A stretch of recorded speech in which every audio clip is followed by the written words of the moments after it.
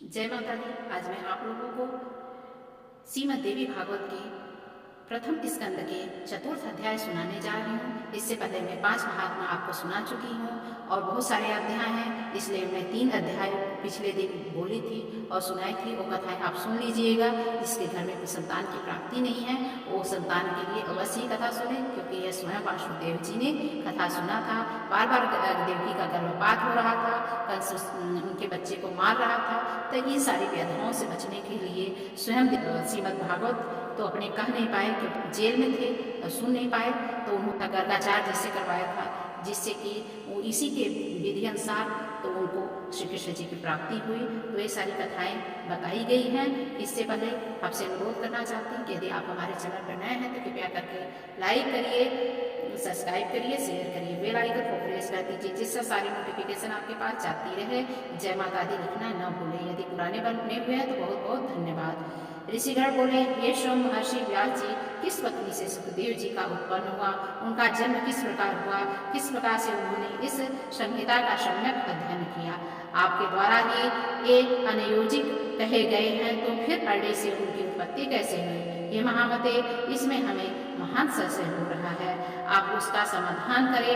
हम लोग ने पहले ही सुना है कि महातपस्वी सुखदेव जी गर्भयोगी थे। ऐसी स्थिति में उन्होंने इतने विस्तृत पुराण महादेवी श्रीमद् देवी भागवत का अध्ययन कैसे कर लिया? सूची बोले, प्राचीन काल में एक समय सत्यवती के पुत्र व्यास जी सरस्वती नदी के किनारे अपने आश्रम में गौरैया का जोड़ा देख करके आश्चर्यचकित हो गए। अंडे से तत्काल पैदा हुआ एक लाल मुख वाले सुंदर अंगों वाला एक पंख रहित शिशु को घोंसले से ही छोड़ वे दोनों उड़ गए और अत्यंत परिश्रम से चारा लाकर उस शिशु के चोंच में डालते हुए दोनों पक्षी अत्यंत आहत युक्त होकर उस शिशु के अंगों का अपने अंगों से रगड़ते हुए प्रेम पूर्वक उससे सुंदर मुख को चूम रहे थे। व्यास जी उस शिशु में उन दोनों पक्षियों का ऐसा अद्भुत प्रयोग देख करके चिंता में पड़ गए और मन ही मन सोचने लगे, यदि अपने पुत्र के प्रति पक्षियों में ऐसा प्रेम दिखाई दे रहा है तो अपनी सेवा का फल चाहने वाले मनुष्य में ऐसा प्रेम व्यवहार होने में आश्चर्य ही क्या वे दोनों पक्षी इसका सुख साधन स्वरूप विवाह करके स्वयं सुखी रहते हुए उनकी वधु का सुंदर मुख देख पाएंगे? क्या उनकी वृद्धावस्था में यह धर्मनिष्ठ पुत्र पुण्य प्राप्ति के लिए इन दिनों की सेवा करेगा, धन आदि अर्जित करके? क्या यह अपने माता पिता को संतुष्ट कर रखेगा? इसकी मृत्यु के उपरांत क्या इनका विधि पूर्वक कर्म करेगा? अथवा क्या गया तीर्थ जाकर वह बालक उनके श्राद्ध आदि कर्म करेंगे, उनका उद्धार करेंगे तथा उनके परलोक साधन हेतु क्या वह विधि पूर्वक नीलोत्सर्ग नील वृषभ छोड़ने का कर्म करेगा?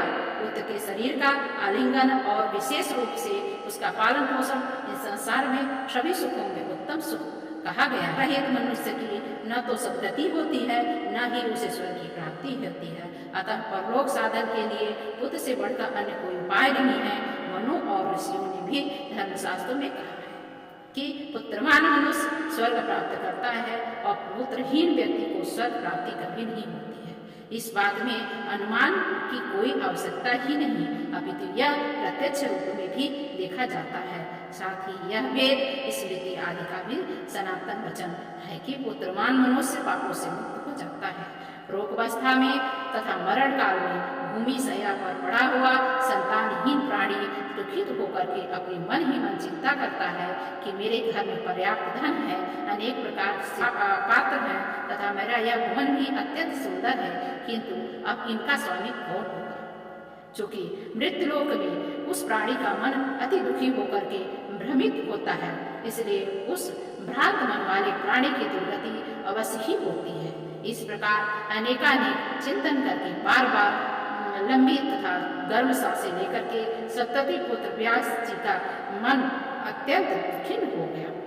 इसके बाद मन में बहुत सोच विचार करके अंतः दृढ़ निश्चय करके वे तपस्या के लिए मेरु पर्वत तक चले गए।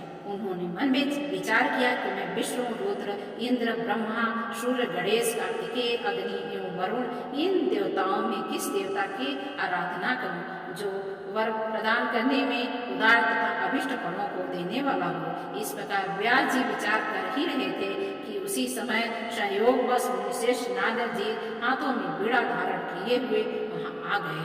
उन्होंने देखकर शत्रु के पुत्र व्यास जी अत्यंत प्रसन्न हुए और उन्होंने अर्घ तथा आसन प्रदान करके उन मुनि से कुशल क्षेम पूछा। कुशल प्रश्न सुन लेने के पश्चात मुनियर नारद जी ने पूछा कि द्रपान आप किस कारण से चिंताग्रस्त हैं, मुझे बताइए। व्यास जी बोले, संतानहीन व्यक्ति की सद्गति नहीं होती और कभी भी उनके मन में सुखामुखी नहीं होता। इसी बात को लेकर के मैं अत्यंत दुखी हूँ और बार बार यही सोचता रहता हूँ, मैं अभिलिषित फल देने वाले किस देवता को अपनी तप तपस्या में प्रसन्न करूँ। इसी चिंता में पड़ा रहता हूँ। अतः इसे समाधान हेतु आपकी शरण में आया हूँ। हे महर्षि, आप सब कुछ जानने वाले हैं।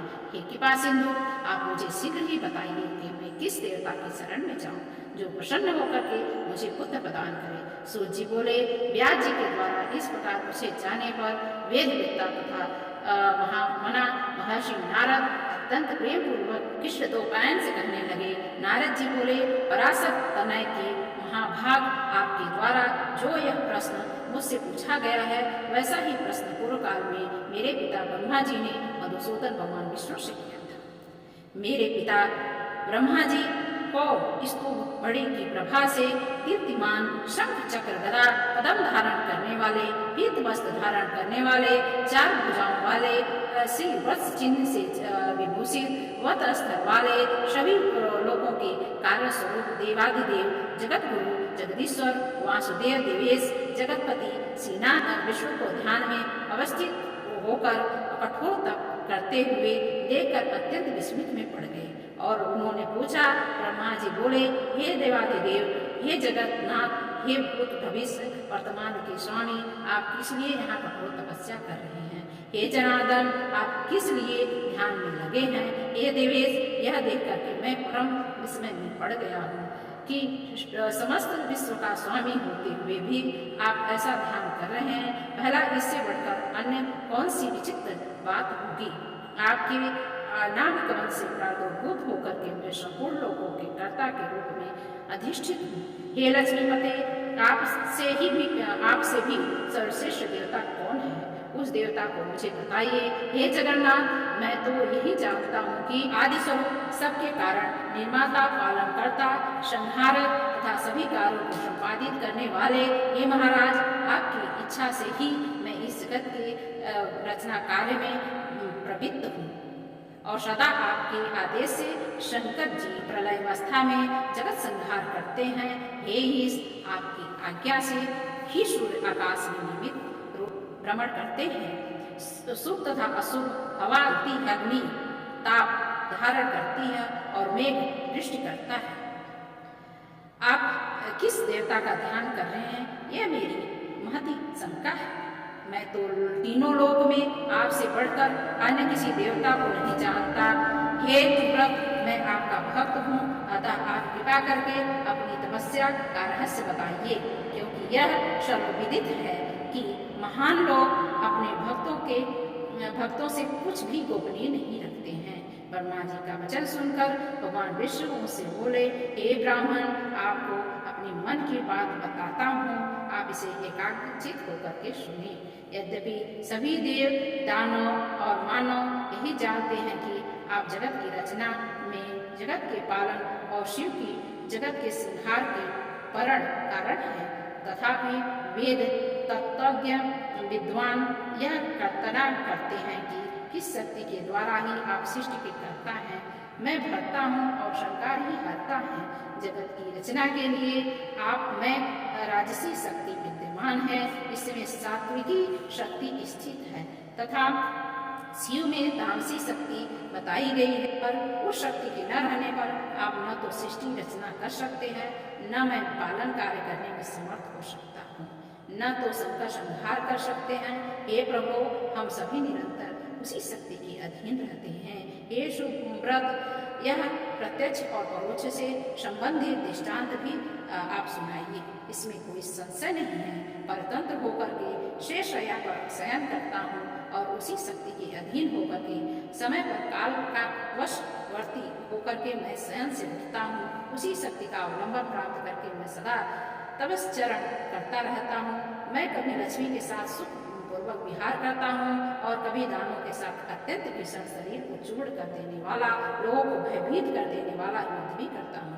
हे धर्मज्ञ, आप यह तो प्रत्यक्ष जानते हैं कि पूर्व समय में मेरे द्वारा उस महासिंधु में 5000 वर्षों तक भीषण बाह्य युद्ध किया गया था। हे देव, महल से उत्पन्न हुए दुष्ट, मदोन्मत्त और अहंकारी मधुकैटभ नामक दोनों दानों का मैंने देवी की कृपा से ही संहार किया था। ये महाभाग, क्या आप उस समय परात्पर कारण स्वरूप महाशक्ति को नहीं जान पाए थे?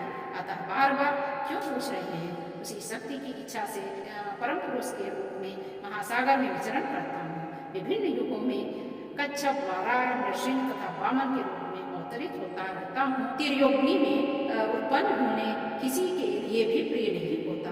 मैं अपनी इच्छा से वामन, वाराह आदि योनियों में उत्पन्न नहीं होता हूँ, अपितु मैंने उसी शक्ति की प्रेरणा की परम कारक है। भला ऐसा कौन होगा जो लक्ष्मी के साथ सुखदायक विहार का त्याग करके मत्स्यादि नीच योनि में जन्म लेगा? यदि मैं स्वतंत्र होता तो सुखदायिनी शैया को छोड़ करके करुण रूपी आशा पर बैठ करके महाभयंकर युद्ध क्यों करता? हे आज प्राचीन काल में एक बार आपके समक्ष ही धनुष की प्रत्यंचा टूट जाने के कारण मेरा सिर छिन्न हो गया था। तब शिल्पकारों ने श्रेष्ठ आपके फिर से मेरे धड़ को घोड़े पर जोड़ दिया था। हे लोक निर्माता, उसी समय मैं हयग्रीव नाम से लोक प्रसिद्ध हुआ। यह सब आपके सामने घटित हुआ। यदि मैं स्वाधीन होता तो संसार में यह विडंबना कैसे होती? अतएव मैं स्वतंत्र नहीं हूँ, अपितु सर्वदा उसी शक्ति के अधीन हूँ। मैं निरंतर उसी शक्ति का ध्यान करता रहता हूँ। हे कमलोद्धव, मैं इसके अतिरिक्त अन्य कुछ भी नहीं जानता। नारद जी बोले, हे व्यास जी, भगवान विष्णु ने ब्रह्मा जी से इस प्रकार बार बार मुनि श्रेष्ठ मेरे पिता ब्रह्मा जी वे सब बातें मुझसे कही थी। अतः आप भी कल्याणकारी पुत्र प्राप्ति के उद्देश्य से सर्वथा संशय रहित होकर के अपने हृदय कमल में देवी भगवती के चरणारविंद का ध्यान कीजिए। वे देवी आपके समस्त अभिषित फलों को अवश्य प्रदान करेंगी। सूत जी बोले, नारद जी के ऐसा कहने पर सत्यवती पुत्र व्यास जी देवी के चरणारविंद में ध्यान केंद्रित करते हुए तपश्चर्या हेतु पर्वत पर चले गए। अब यह तो था श्रीमद देवी भागवत का चौथा अध्याय, चतुर्थ अध्याय। अब मैं प्रथम स्कंद का 5वां अध्याय आपको सुनाऊंगी। जानिएगा कि कैसे मस्तक कटा विष्णु जी का और कैसे उन्होंने हयग्रीव का अवतार लिया। ये सब सारी कथाएं जानने के लिए बेल आइकन को प्रेस कर दीजिए, जिससे कि आपके पास सारी कथाएं प्राप्त हो जाएंगी, सारी कथाएं जाएंगी। जय माता दी। ओम हर हर महादेव।